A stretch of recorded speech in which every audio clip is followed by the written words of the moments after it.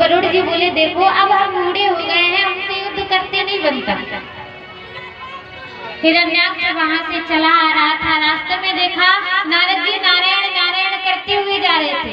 हिरण्याक्ष बोला कि बाबा तुम्हें नारायण नारायण ही करना आता है या लड़ना भिड़ना भी जानते हो? नारद जी बोले लड़ना तो नहीं जानते लेकिन लड़ाना जरूर जानते हैं। अच्छा तो किससे लड़ाओगे? बोले देखो तुम्हारे ब्रह्मा जी ने जो तुम्हें पृथ्वी दी थी उस पृथ्वी को 12 को विष्णु लेकर के जा रहे हैं, जाओ उनसे लड़ो। हिरण्याक्ष आया और आकर कहने लगा कि अरे वो मायावी विष्णु, मैं जानता हूँ तूने मेरे पूर्वजों का कई पूर्वजों का वध किया, माया का मोह माया का पर्दा डालकर तू उनका वध करके चला गया, लेकिन अब मुझसे तेरा पाला पड़ा हुआ है, आज मैं तुझे नहीं छोड़ूंगा। भगवान कुछ नहीं बोले। जब पृथ्वी को स्थापित कर दिया फिर उसके बाद कहा हाय हिरण्याक्ष अब तुम क्या कह रहे थे? सुखदेव जी कहते हैं राजा परीक्षित, हिरण्याक्ष और 12 भगवान का बड़ा ही रोमांचकारी युद्ध होने लगा और आज 12 भगवान ने जैसे ही एक गदा फेंक कर मारी, हिरण्याक्ष का वध हो गया, उसका गोविंदाय नमो नमः हो गया। बोले हिरण्याक्ष मर्दन भगवान की जय हो।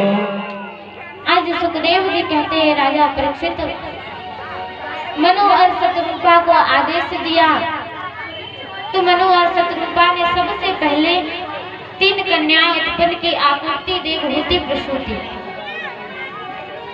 जिसमें से इनकी जो आकृति नाम की पुत्री है उनका विवाह रुचि प्रजापति जी के साथ में है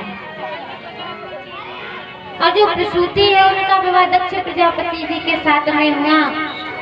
देवहूति करदम जी के साथ में विवाह करना चाहता था। इधर करदम जी भगवान की तपस्या कर रहे थे। भगवान जैसे ही प्रकट हुए तो कहने लगे कि आप हमें ऐसा वरदान दो कि हमारा विवाह हो जाए। भगवान ने कहा आज से तीसरे दिन मनु महाराज अपनी पुत्री देवहूति को लेकर आएंगे, तुम उनके साथ में विवाह कर लेना और मैं शास्त्र शास्त्र का उपदेश करने के लिए तुम्हारा पुत्र बनकर आऊंगा। आज ऐसा कहा तो करदम जी वहां अपनी कुटिया में बैठ कर के मनु महाराज का इंतजार करने लगे। बीत गए 2 दिवस जब आए मनु महाराज, देवहूति को संग लिए सुंदर रथ में सवार। देवहूति को लेकर आए, करदम जी से कहा आप विवाह कर लो, तो करदम जी ने कहा कि हम विवाह तो कर लेंगे लेकिन जैसे ही एक संतान होगी उसके बाद हम वन में तपस्या करने चले जाएंगे। तो मनु महाराज ने देवहूति जी की तरफ देखा, देवहूति जी ने सिर हिला दिया। मनु महाराज दोनों का विवाह करके चले गए।